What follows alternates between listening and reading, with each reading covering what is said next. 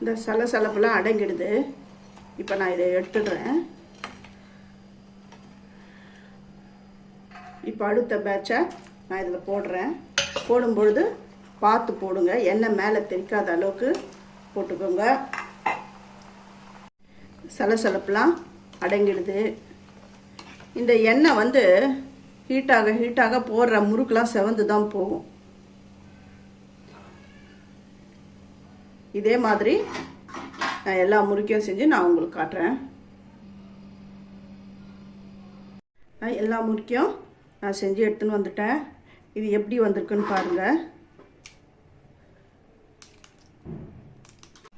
அரிசியை நல்லா காய வச்சு எடுத்துன்னு வந்துட்டேன்.